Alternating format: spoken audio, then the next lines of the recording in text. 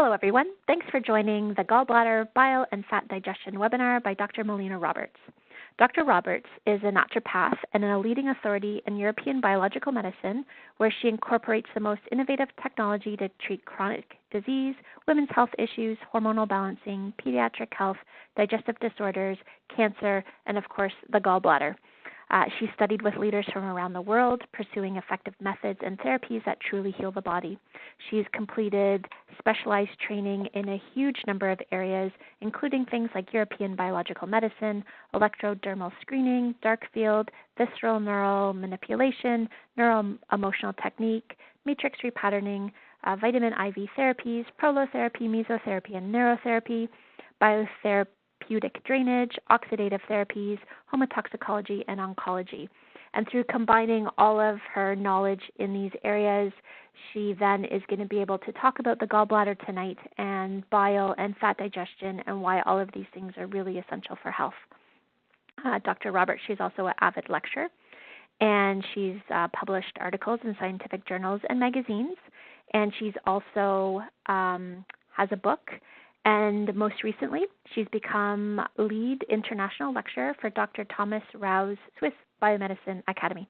So with all of those things said, I am going to pass our webinar over to Dr. Roberts, and so she can start talking about the gallbladder for all of us.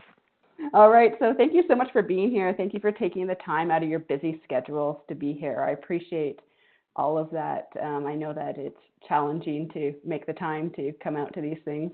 So thanks.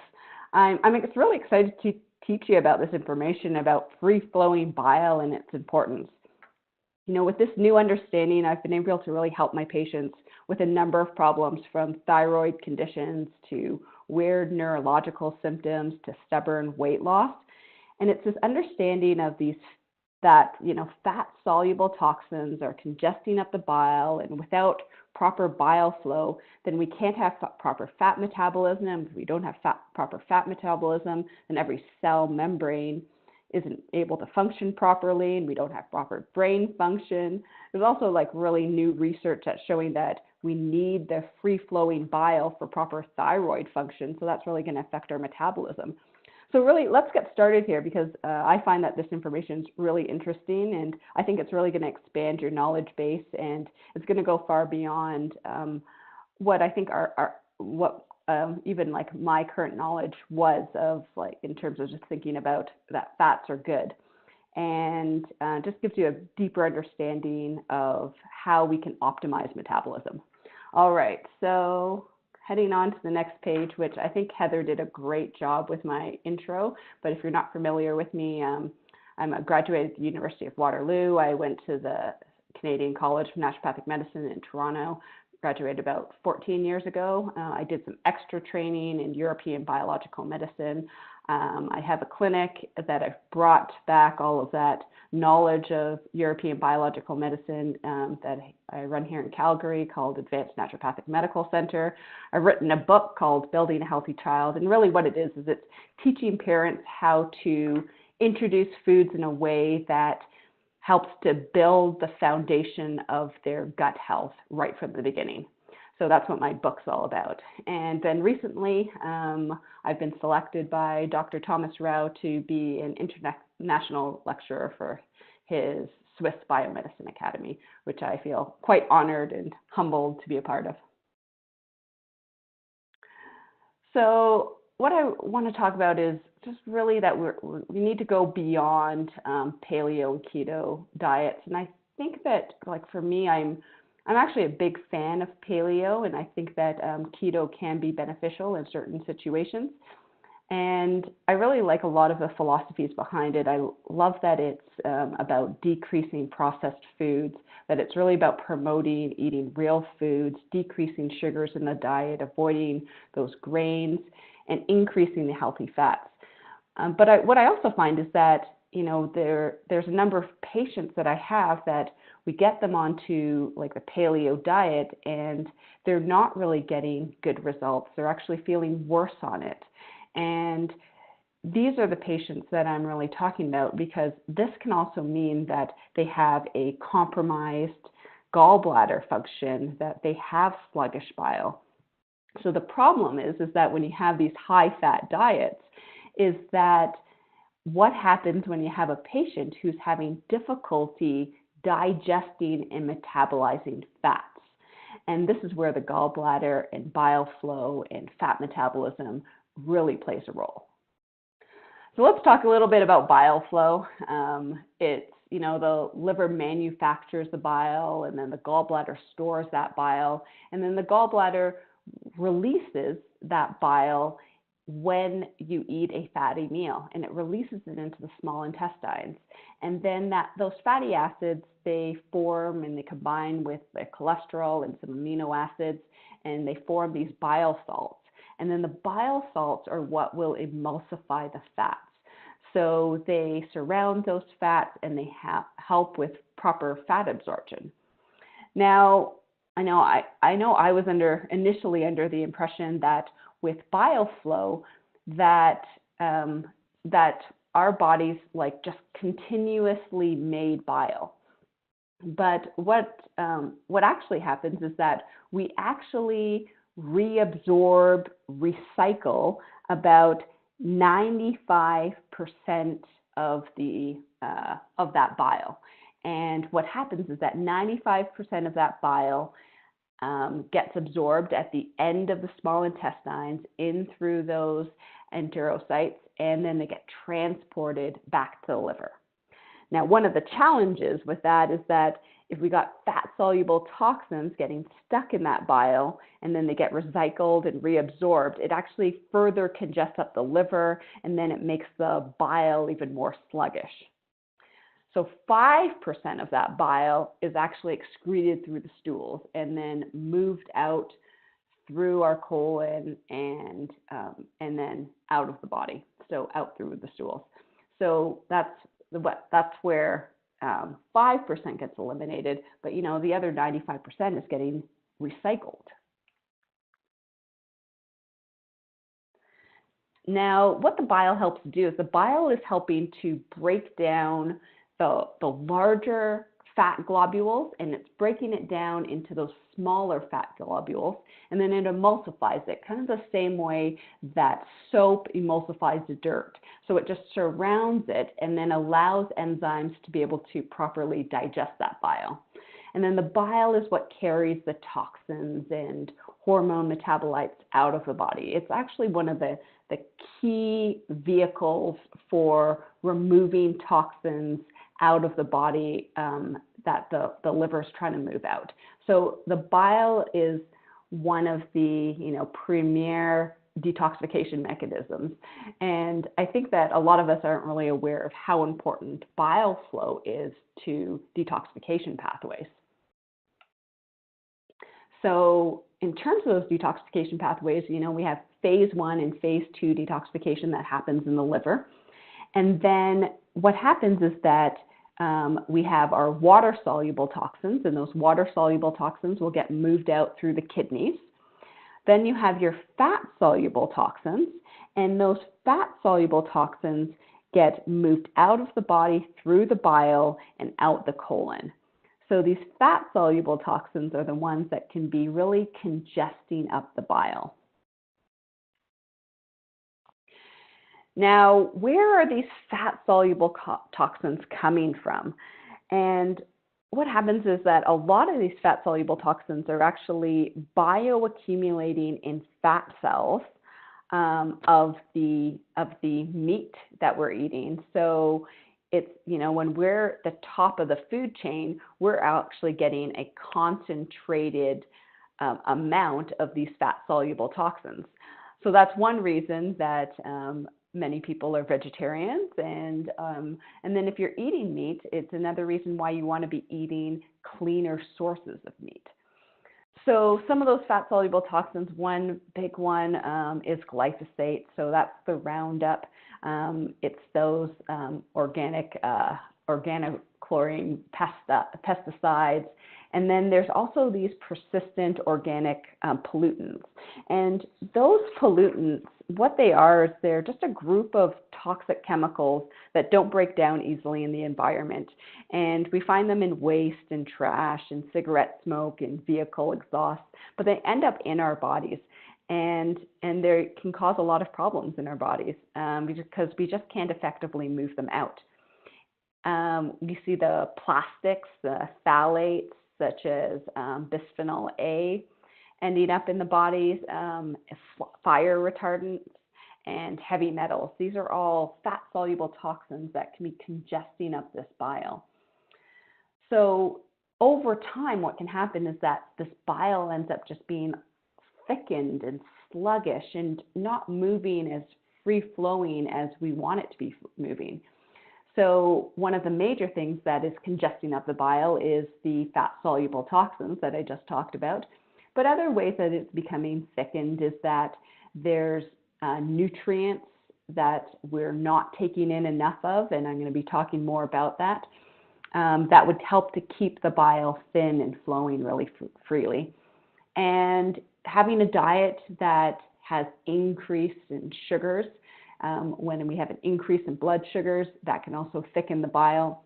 And another way that we can have thickened bile is from having not enough hydrochloric acid. So we actually need adequate hydrochloric acid in order to trigger that bile release. All right, so a little bit more about the sluggish bile, because another challenge of the sluggish bile is that then when you're having that sluggish bile, then our bodies are just less effective at taking care of anything that's fat soluble. So those unbound fat soluble toxins, they actually end up in the bloodstream. And when they're in the bloodstream, then what happens is that the body then stores these toxins in other tissues, in other fat tissues, including adipose cells. And, you know, when those unbound toxins are ending up in other cells in our body, they're leading to an increase in body fat, increase in inflammation, which can really decrease health. And I know, like, many people are understanding, you know, the toxic load and the bioaccumulating in our fats, in our adipose cells, but there's other fat cells in our body that toxins can also be bioaccumulating in. And one of those major ones is nerve cells. So, you know, these toxic loads can be loading up in these nerve cells in the brain. And another spot is the visceral fat. So it's the fat around our organs.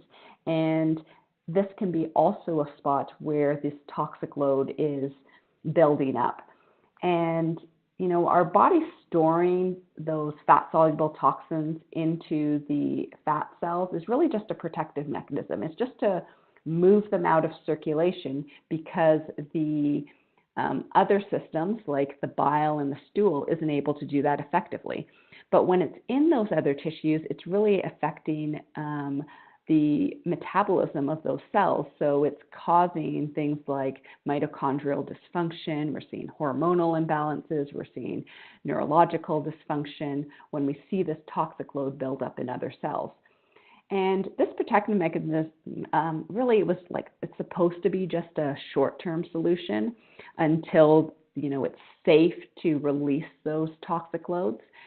But it's not until that liver and the digestive tract is working a lot better that the body will be able to safely release that toxic load into circulation and then allow the liver and the digestive tract to be able to properly detoxify and move it out.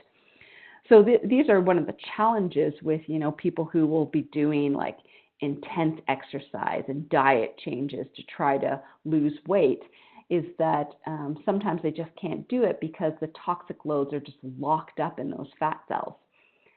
And then on the flip side of what can happen is that we can have this rapid weight loss, and then people end up feeling a lot sicker even though they've lost the weight. And that's just because we've released a bunch of that toxic load, but we haven't been able to effectively move them out. So we just have more of that toxic load in circulation. So other problems that can happen when this bile becomes thickened is that it can be blocking the pancreatic enzymes from moving into the small intestines, which really can be affecting proper digestion. Because what happens is that the gallbladder and the pancreas share a duct called the common bile duct. So the hepatic duct and the pancreatic duct, they come together and into the common bile duct, and then they go into the small intestines. Now, with that shared duct, if you have some thickened fluid in that duct, then it really does affect how those pancreatic enzymes get released into the small intestines. So then we have challenges with digestion. And with that increase in congestion of the bile, what happens is that when the bile is not flowing as well, then toxins get loaded and really they stay in the body. Now, when these undigested fat globules pass into our bloodstream, then this also means that we aren't having proper fat metabolism. And what can happen is that it means that we can have cell membranes that just aren't really as strong, or we can have improper fats making their way into the cell membranes.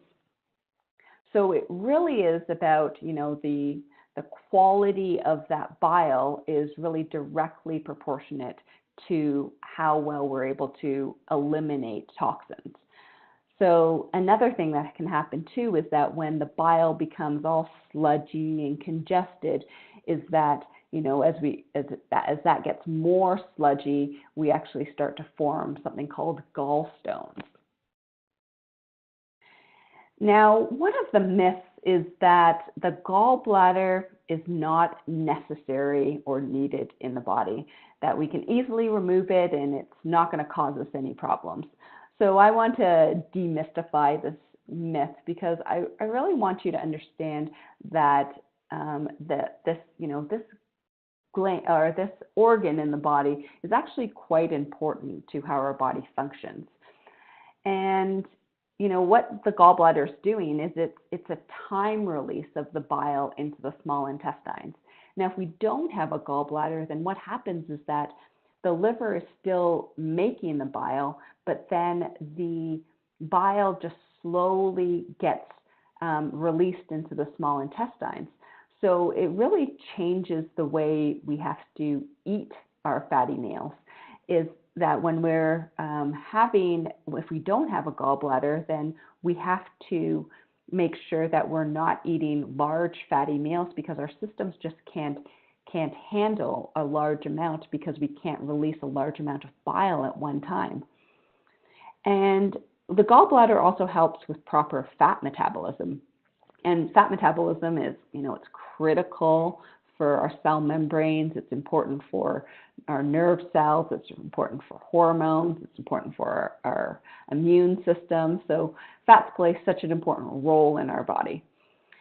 We also need the gallbladder for proper absorption of our fat-soluble vitamins, so our A, D, E, K, and each of those play a very important role in terms of how our bodies function.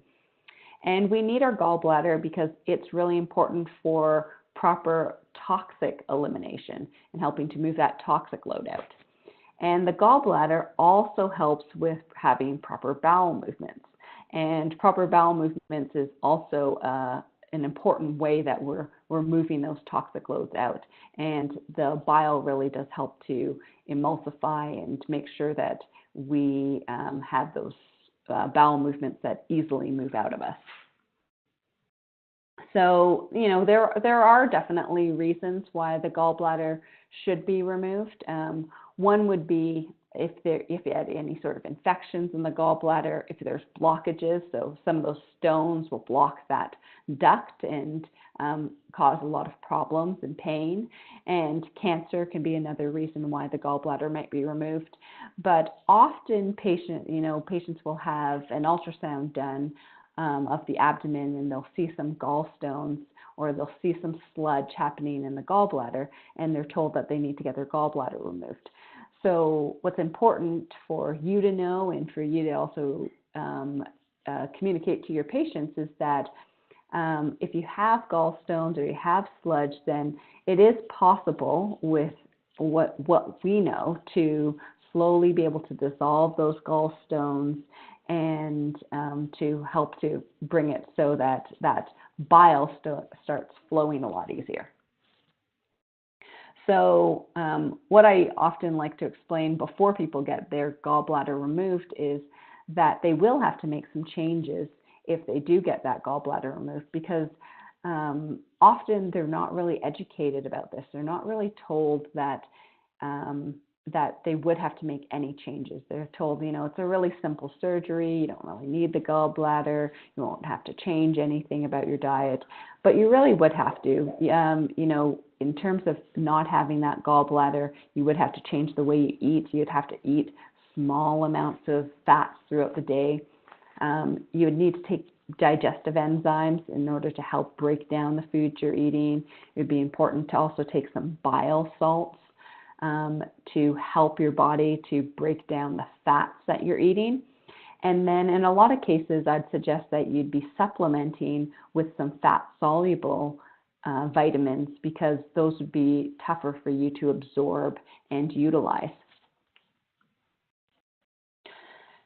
So, you know, what are some signs that that gallbladder is not functioning at its best? And one is that you're having difficulty digesting fats. And, you know, often what I'll see with my patients is that, you know, they say I'll eat a really fatty meal. So they've just eaten a big steak, and then they end up with a lot of stomach pain.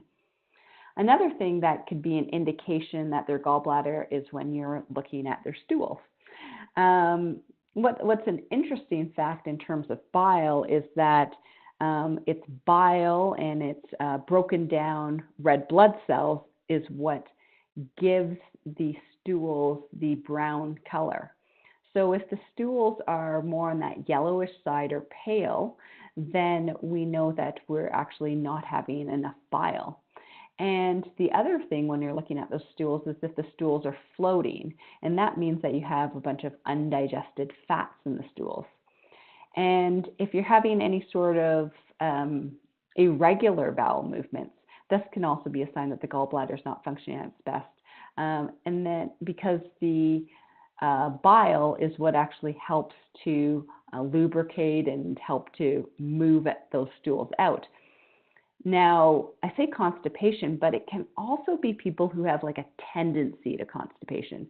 So often with patients, I will see those patients who say, yeah, I do have a bowel movement every day, but they'll say, but it's hard to move, or it's they're just small pieces, or I really have to, I need to be taking magnesium and vitamin C, and I have to be drinking a senna tea in order to make sure that my bowels move on a regular basis. So those are also people who I say have a tendency towards constipation. Yeah, they're moving their bowels every day, but not very easily, and it could be about bile flow too. And another symptom can be the nausea and the vomiting, that they're, and that's usually just a congested liver, so, and not producing enough, the liver's just not producing enough bile. And gallbladder attacks, I'm sure you guys have heard of these ones, but it's the attack where you get pain around where the liver is, so on that right side underneath the rib cage, and it usually radiates around to the back and can cause people a lot of pain. And, you know, often they'll be getting those gallbladder attacks if there's some stones in there. But these are definite signs that we got some bile flow problems. Another one can be when people experience the headaches over the eyes specifically, or if they're having digestive problems. And these are kind of vague, but they can also, when they're coupled with other symptoms, we start to also think of the gallbladder dysfunction, but the burping, gas, bloating, the constant feeling of fullness. And then we also have to keep in mind that there can be an emotional attachment, emotional piece to the gallbladder. And the emotional piece would be resentment or feeling mad.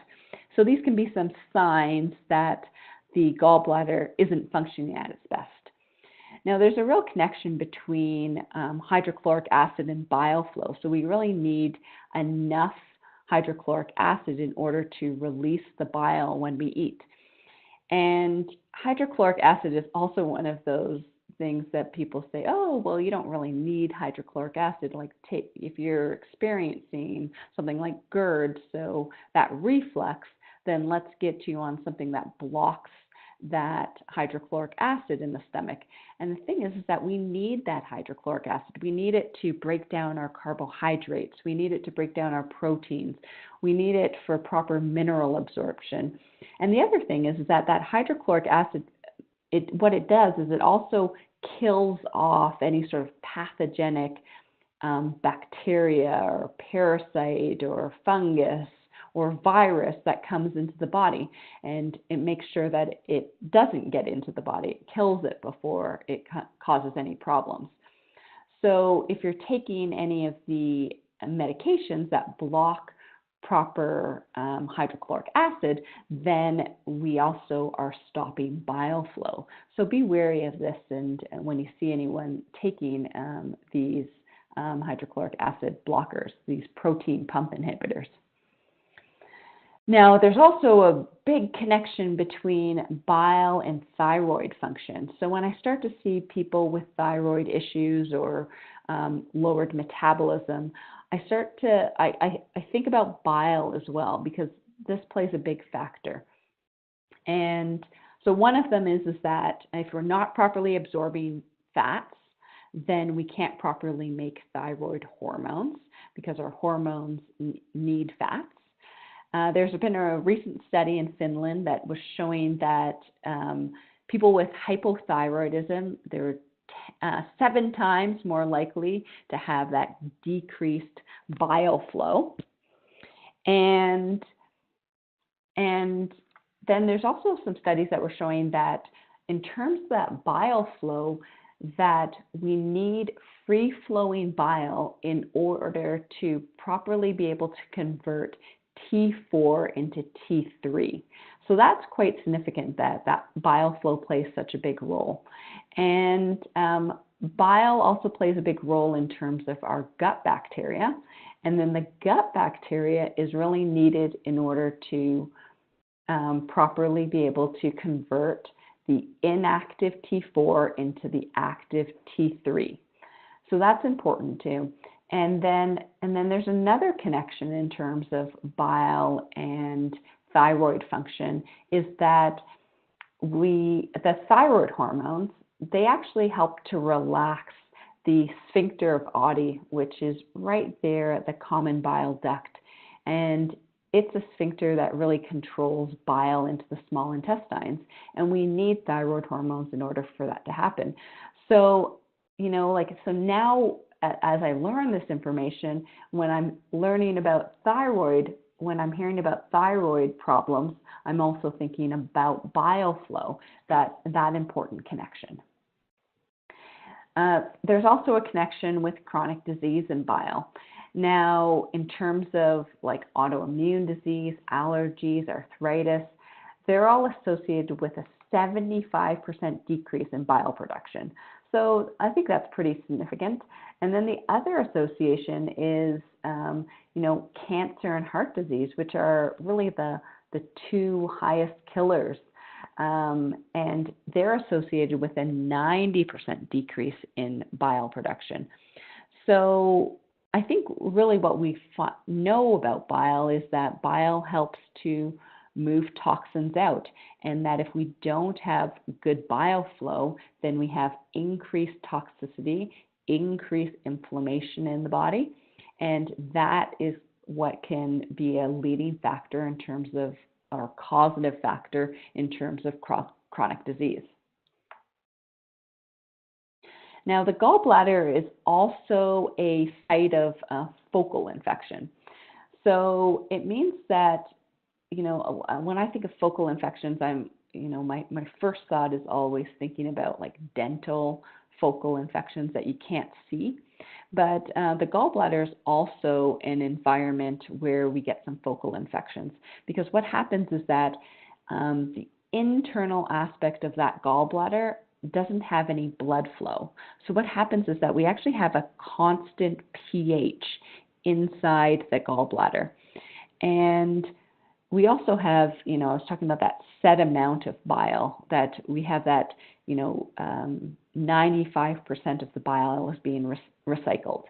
And it's recycled in a circulation called endohepatic circulation.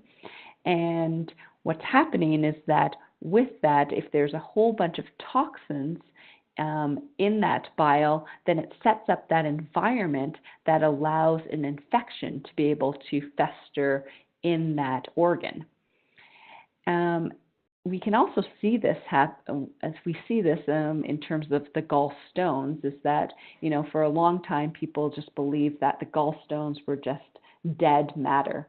But what they found is that when they put the gallstones underneath that electron microscope, that they were able to see that the gallstones actually contained live bacteria, which does show you that there's some live bacteria, there's some pathogenic bacteria that can live within that gallbladder. And that brings us to the next thing, which is a big topic, especially in the alternative world, is the SIBO, so the small intestine bacterial overgrowth. And with the SIBO, we do see a connection with proper bile flow, because when the bile is all congested, and then the gallbladder just becomes a breeding ground for infections, then because it dumps into the small intestines, then we can also see some bacterial overgrowth happening within the small intestine. So that's an interesting connection right there. As we see an increase in SIBO, it might be that one of the contributing factors or the causative factors is not having good bile flow. And there's also another connection in terms of the intestinal microbes. They can produce histamine when we have a strain of more of a pathogenic or an overgrowth of that lactobacillus. And this can sometimes be a problem, or that overgrowth in the small intestine can be stemming from having the wrong strains. And what the bile helps to do is the bile helps to actually encourage the growth of the beneficial microbes and helps to decrease the pathogenic or the unhealthy microbes in the gut. So if we don't have proper bile flow, then it's not able to support the healthy microbiome. Now, another thing that we see in terms of when we don't have proper bile flow is that we need that proper bile flow in order to properly absorb our fats. Now, in people who have digestive disorders, they have an imbalance in their gut flora. So they have like an imbalance in that microbiome. And when they have that imbalance in that microbiome, we can actually have an increased production of mucus happening in that digestive tract.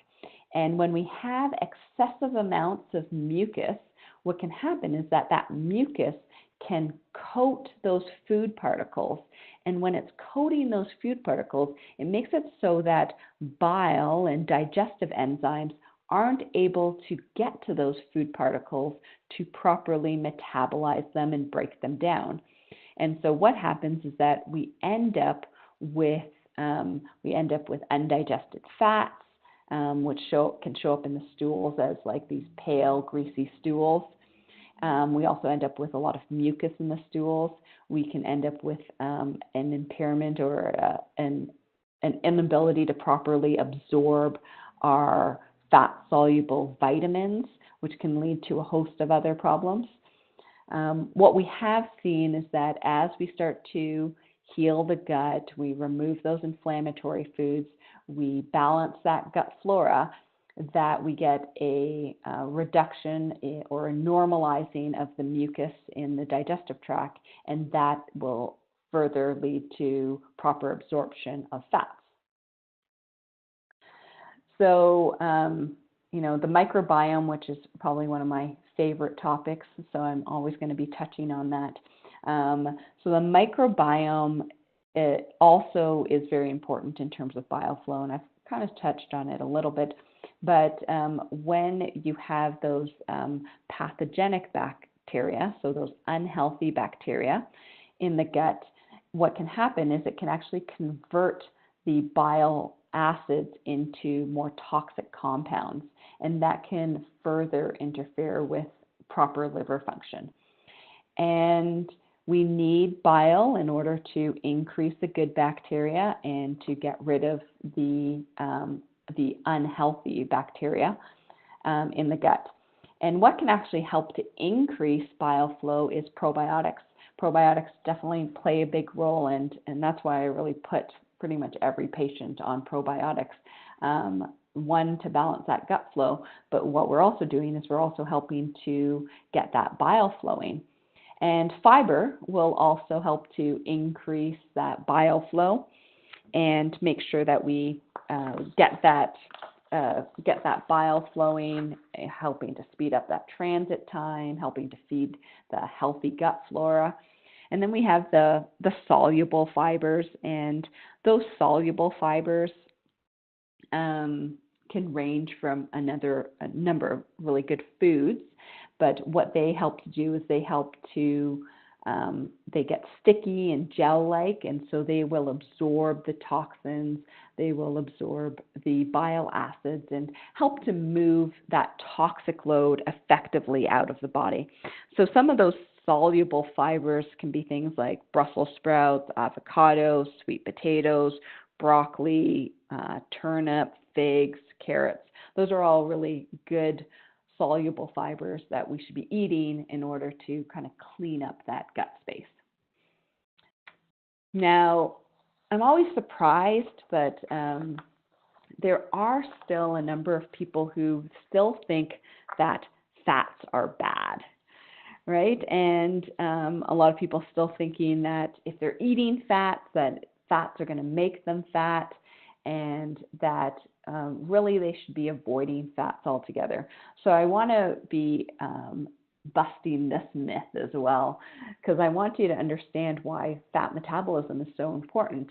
We need fats for every cell membrane. Fats also play a big role in terms of our nervous system and our brain function. Fats play a role in terms of our hormonal balance. They also play a role in terms of our proper inflammatory response. We need fats for proper cell-to-cell communication, which plays a role in every system of our body. And fat is also an optimal fuel for the body. So utilizing fats, using fats as a stool is like a clean burning fuel for the body, as opposed to using sugars as our fuel, because the sugars actually produce some byproducts, and fats are more of a clean burning one. So we need fats for lots of reasons, and they're extremely important in our systems.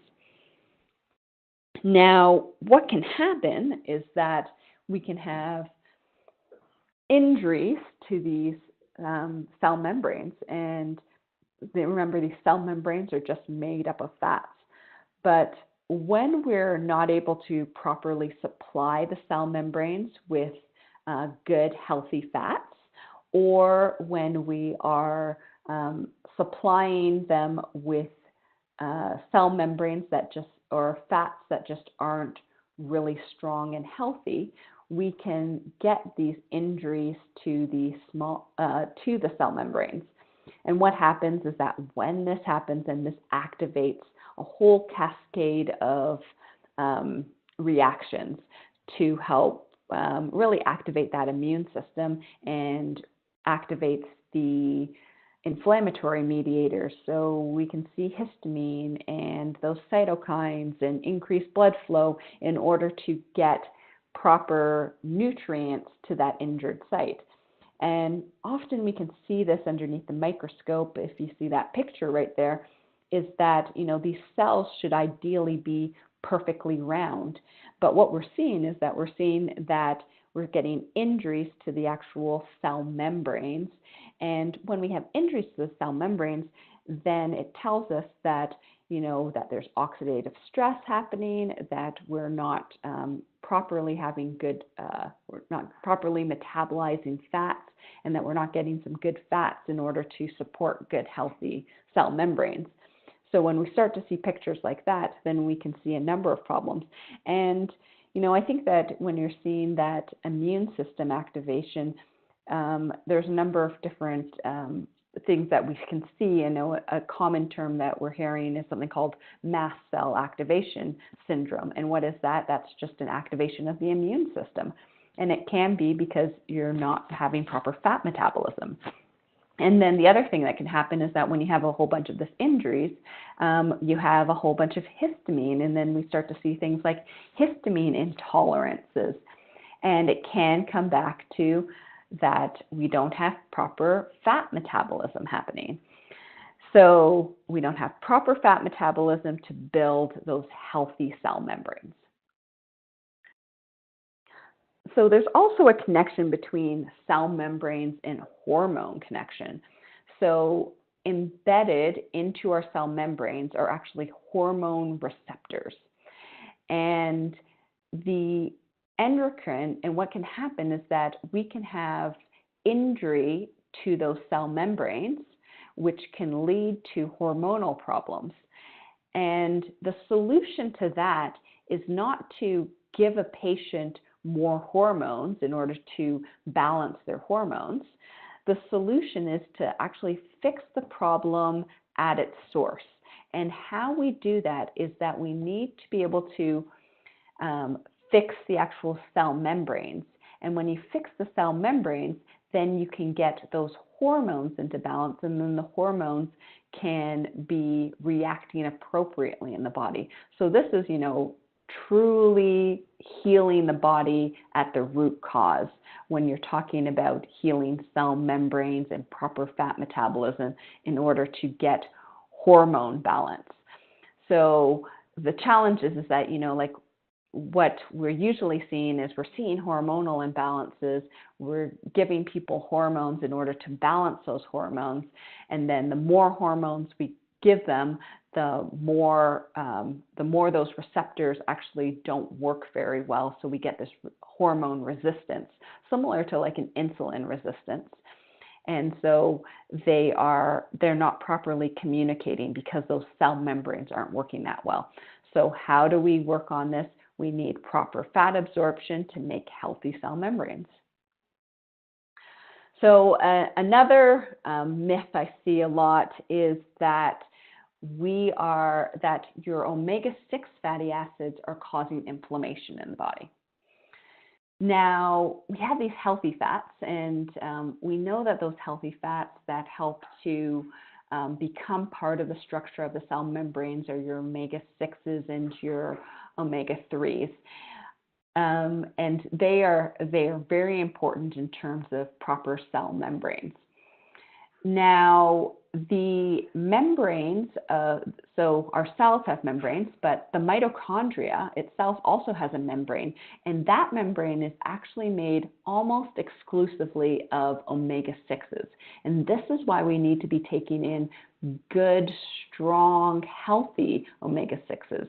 Now, I think the reason that omega-6s got a bad name is because there's a lot of what I'd call junk omega-3s or industrial oil omega-6s that are more inflammatory. But there are omega-6s that are more from plant-based foods that will give us some good, healthy omega-6s, and this is what we need to be replenishing the body with.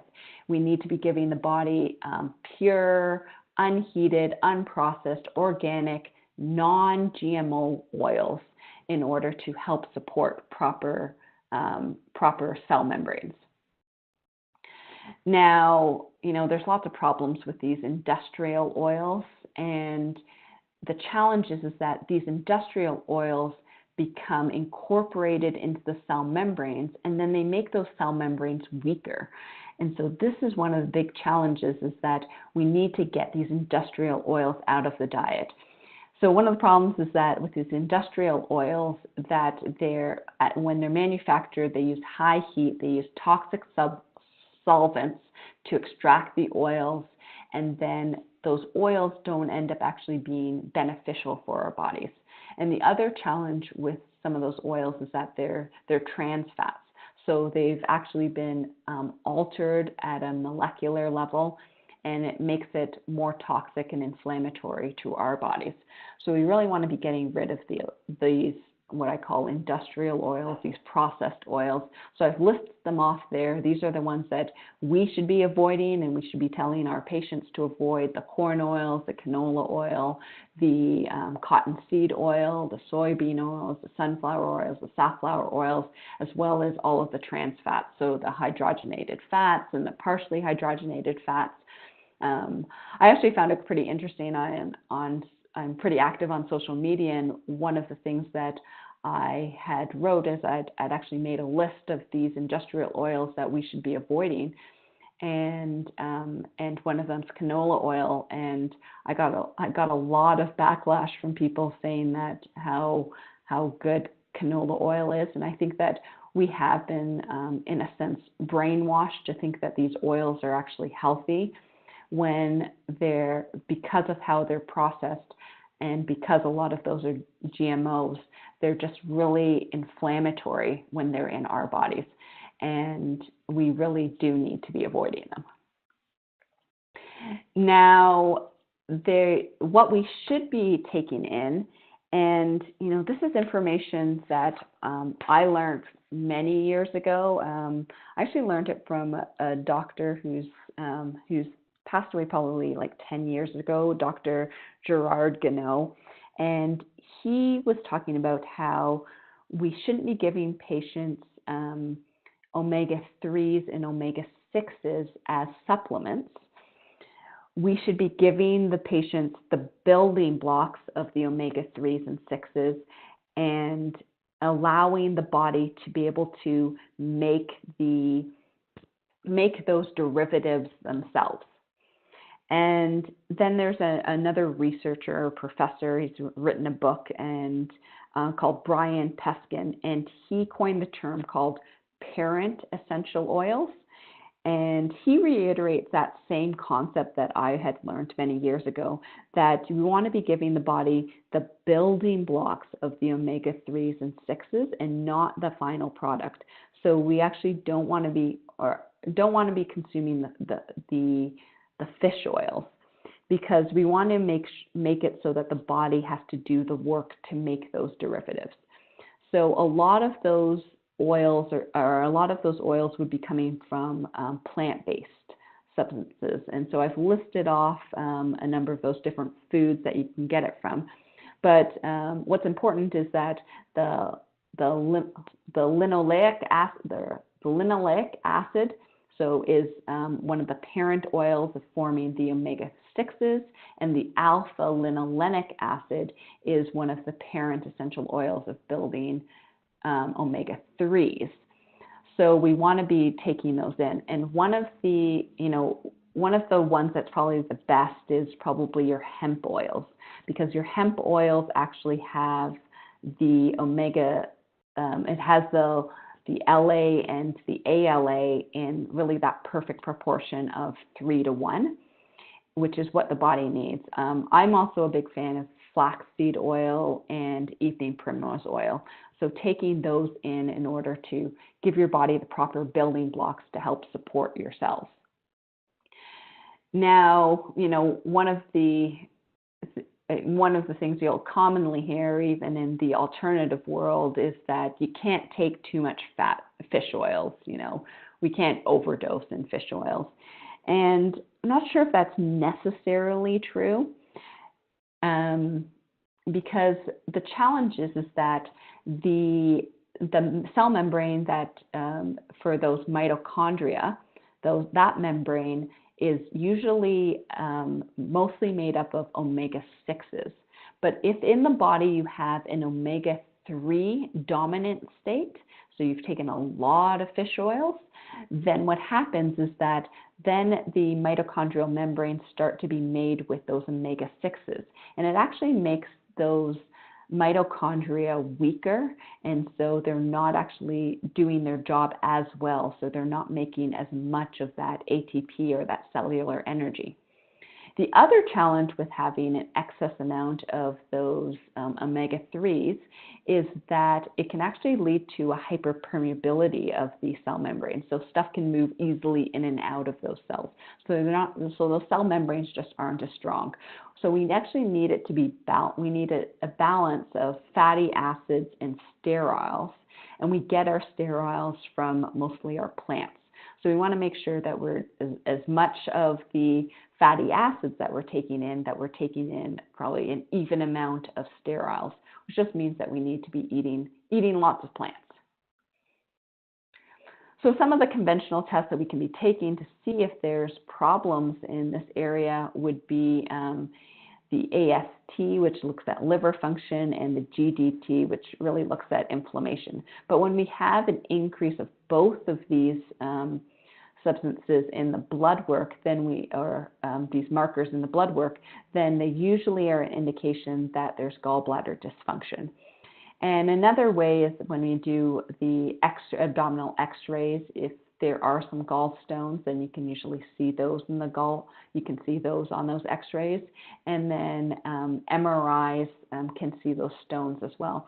But in terms of function, it is definitely a challenging thing to be able to test for from a conventional point of view. Now, detoxification,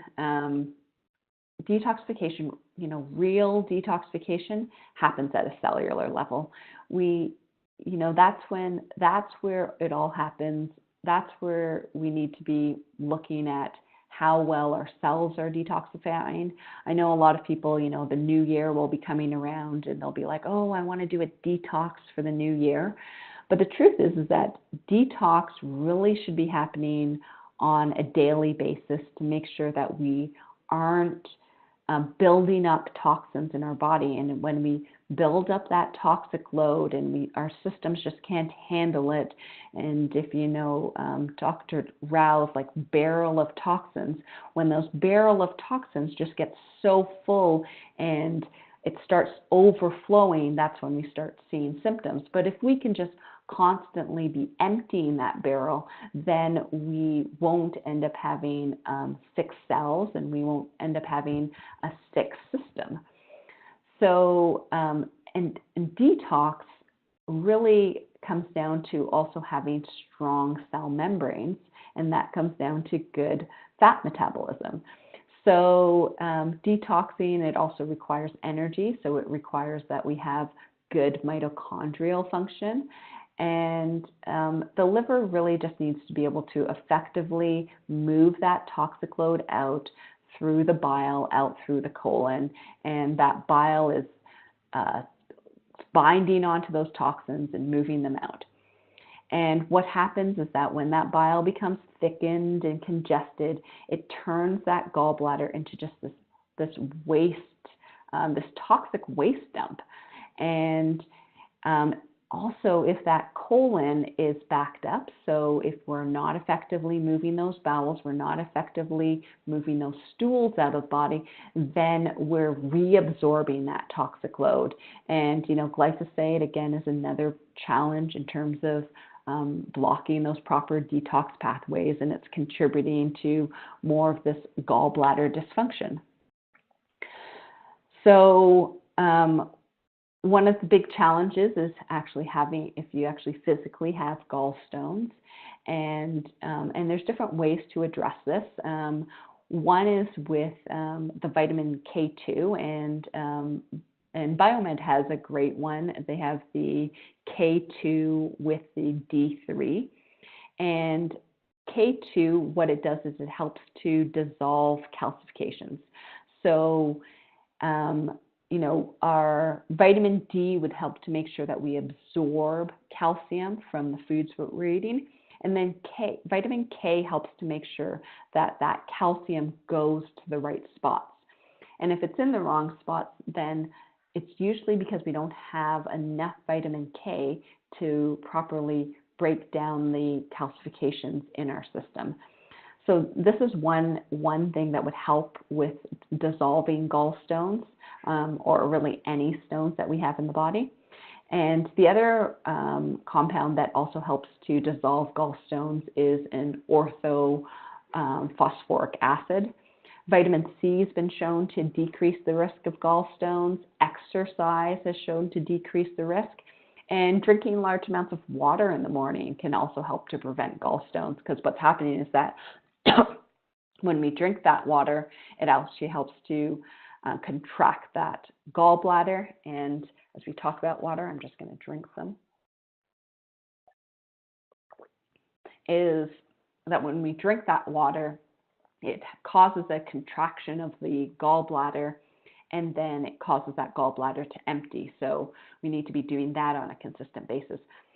I'm not really a strong believer in doing some aggressive gallbladder flushes, and I don't know if you're listening today thinking that that's what I was going to be talking about, because I think that those gallbladder flushes can be risky. There is a chance that those gallstones can lodge themselves into the ducts, and it can cause like a life-threatening gallbladder crisis. So I think that to me, doing those, we can do some other things to help dissolve those stones in an easier way that's not risky. So I just think those gallbladder flushes can sometimes be too risky if they're done too aggressively. So metabolism, actual metabolism, happens at a cellular level. And how we help to balance the metabolism is that we first need to clean up the terrain. I haven't talked a lot about the terrain, but in order for us to get nutrients to our cells, we need a clean terrain. And then we also need to be healing up these cell membranes, because the intelligence of our cells actually lies in those cell membranes. Like, those cell membranes play a big role in how our whole bodies are functioning. So how are we going to do this? We're going to do this by helping to, we're going to do this in a number of ways. And this is the strategy that we have here. And one of the strategies that we have is that we want to decrease those incoming toxic loads. So we want to decrease the amount of those fat-soluble toxins that are coming into our body. We want to support the liver and gallbladder function. We want to improve proper bile flow. We want to be able to effectively sponge up those fat-soluble toxins. And then we want to rebuild the cells by having healthy fats, and we want to do the building blocks of those healthy fats. So I'm going to go through this, and the slide probably looks familiar, but that's the list of those fat-soluble toxins that we want to be decreasing. And in terms of decreasing those fat-soluble toxins, there's a few different strategies that we can take. And one is that we can be taking something like a luvose, which is, the luvose is a product that it's an earth mineral that's really porous, and it just helps to sponge up or bind those fat-soluble toxins. But having those luvose with your food will help to make sure that you don't absorb those fat-soluble toxins, so that they don't end up in circulation. They don't end up in the bile.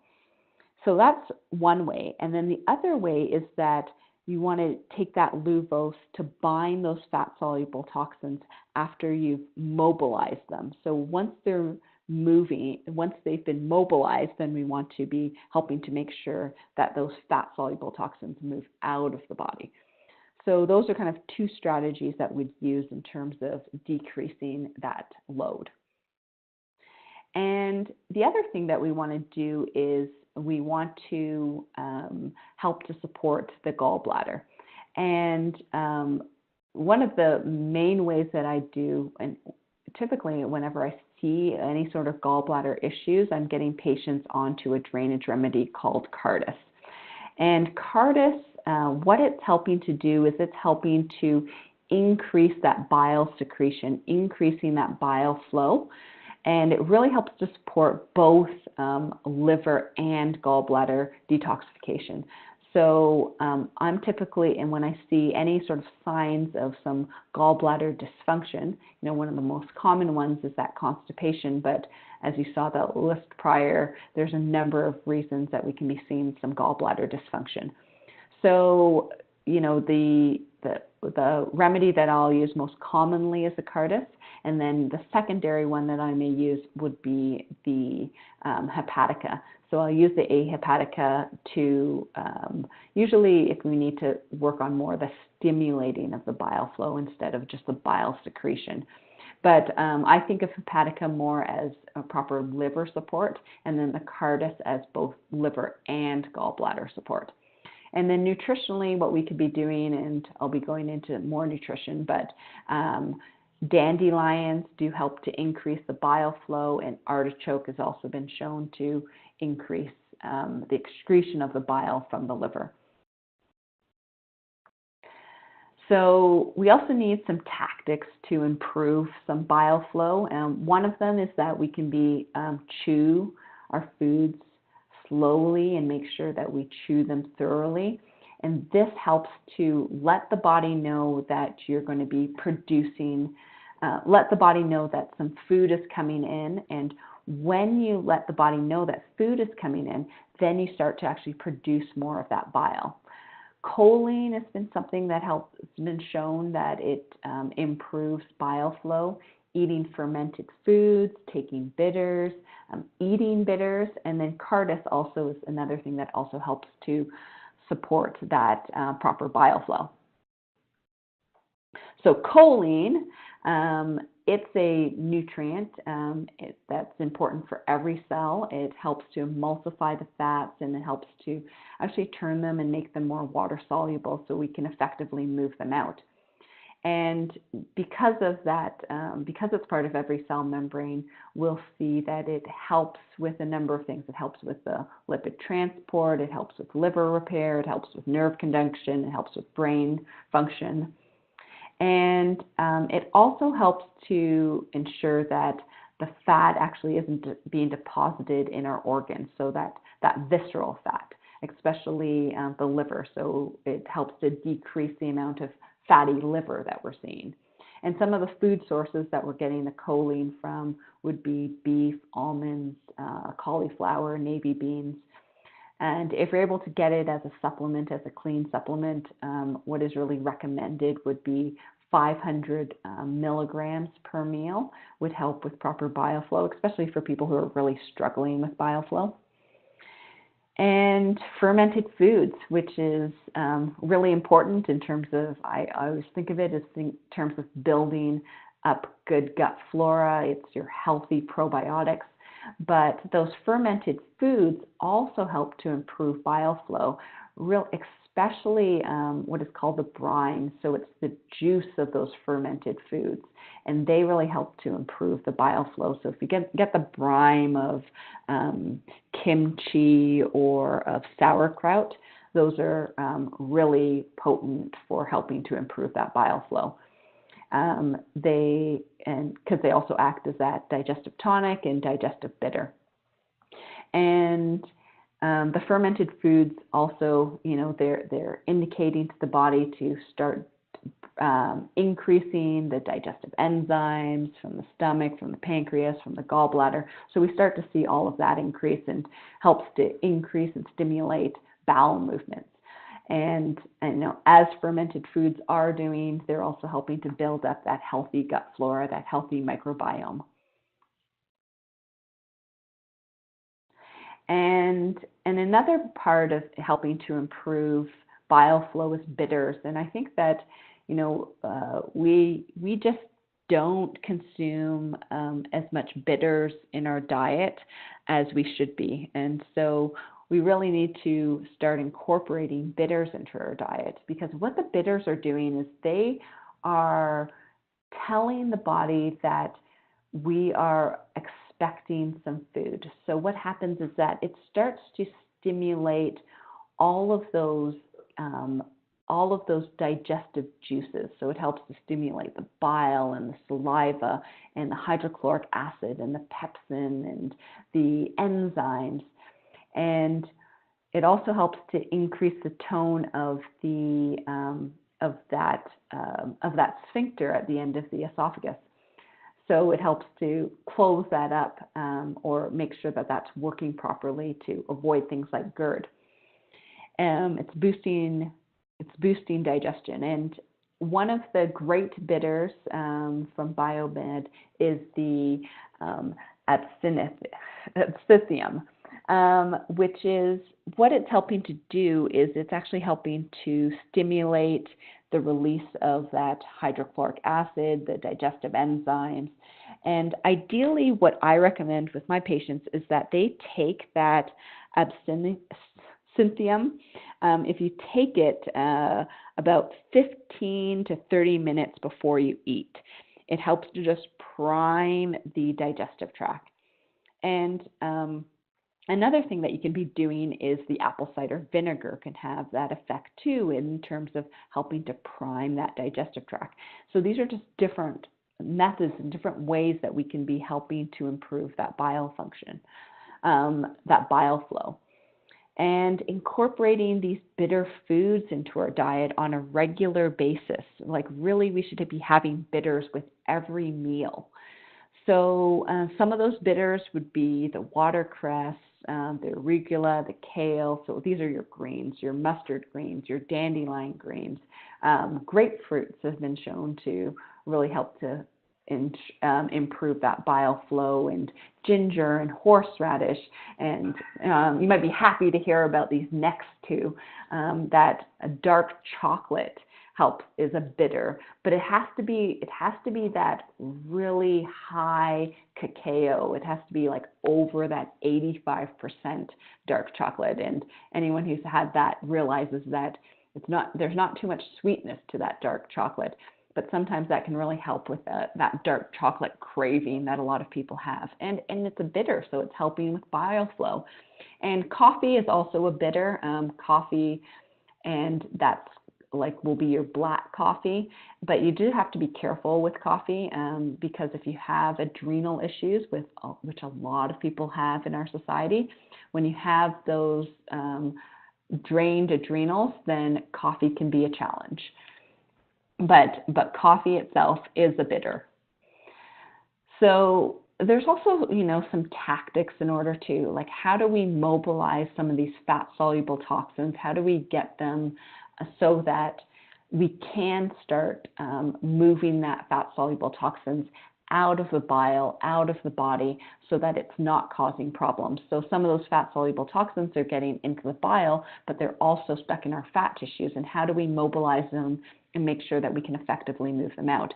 And some tactics are that infrared saunas are really known to help to mobilize those fat-soluble toxins.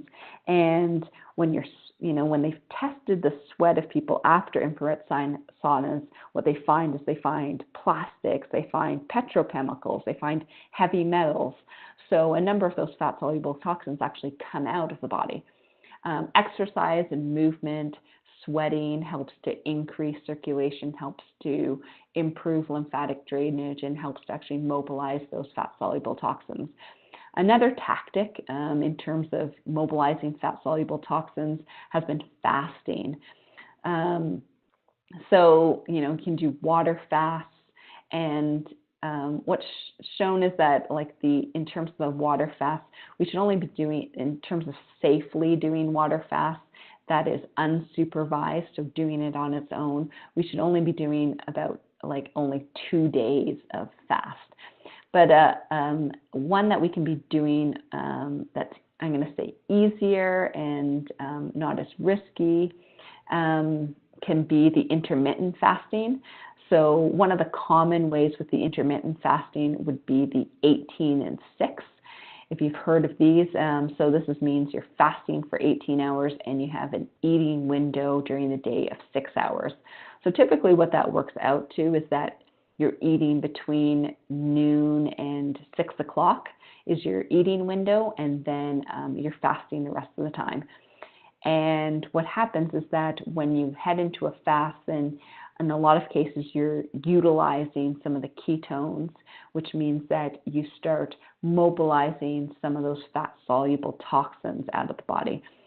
So what's best to do in terms of that intermittent fasting is that when you start to mobilize those toxins, that you want to take something called luvose, and you want to help to start binding those mobilized fat-soluble toxins to help make sure that we move them out through the digestive tract.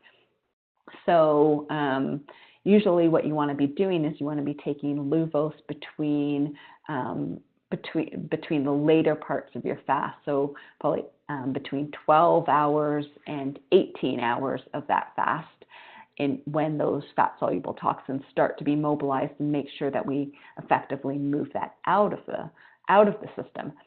So this is how luvose can be really beneficial in terms of helping to get rid of those fat-soluble toxins and help to clean up the system.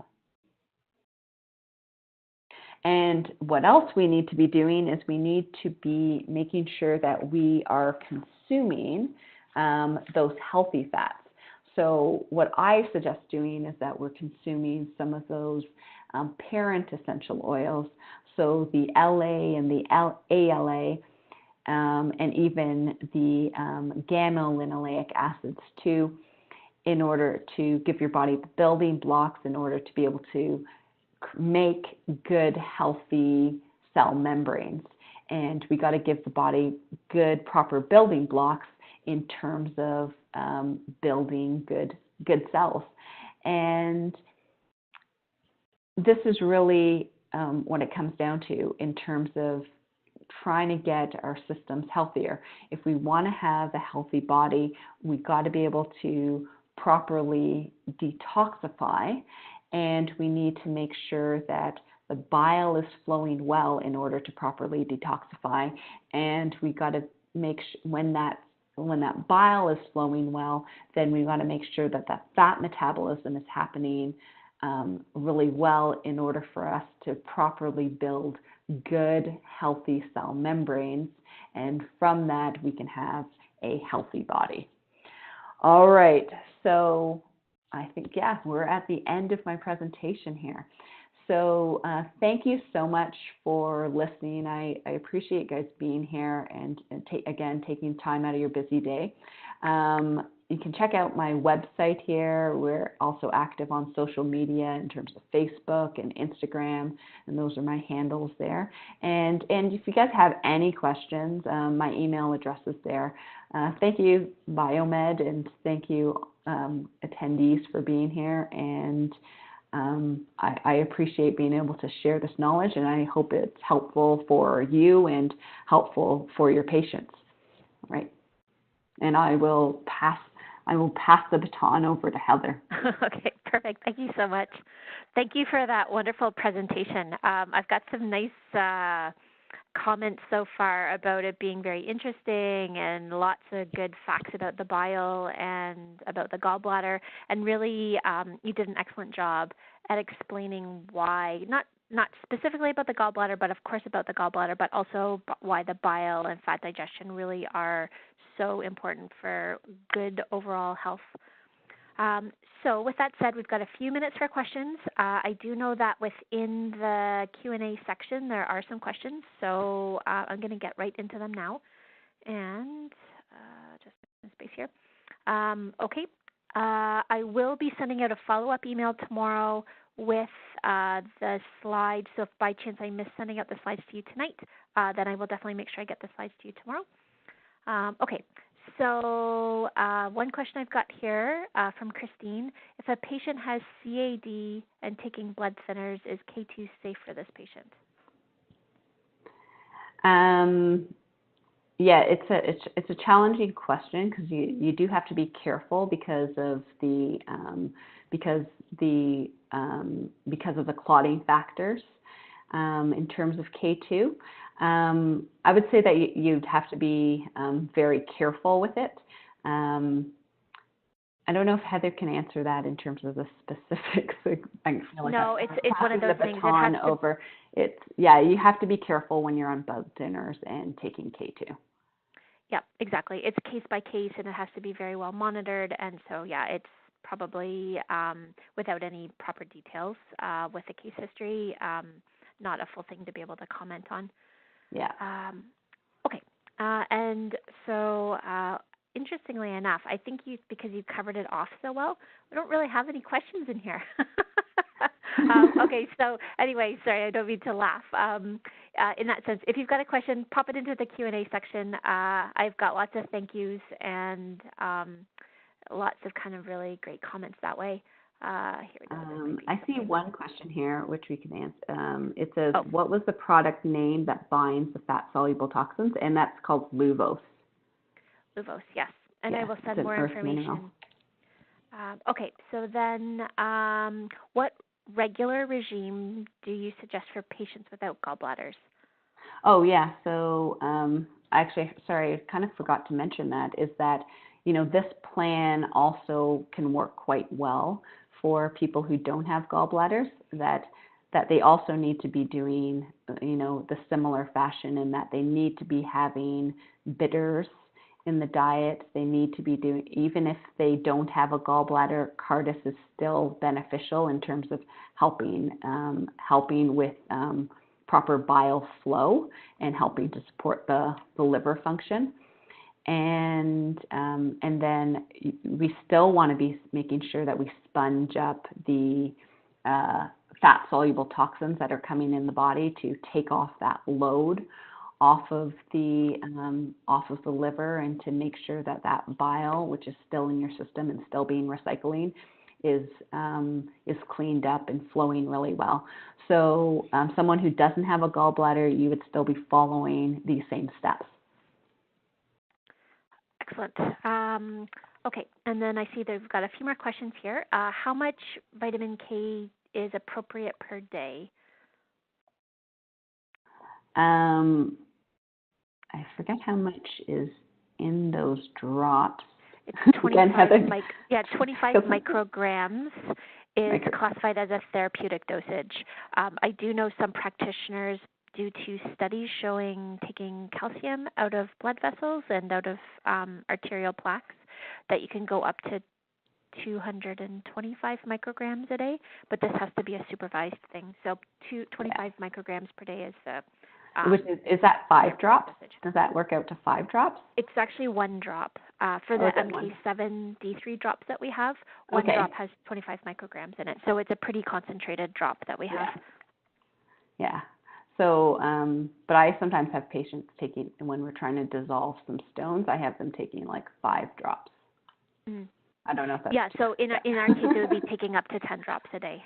Okay, yeah. So, okay. So then we've got a few more questions here.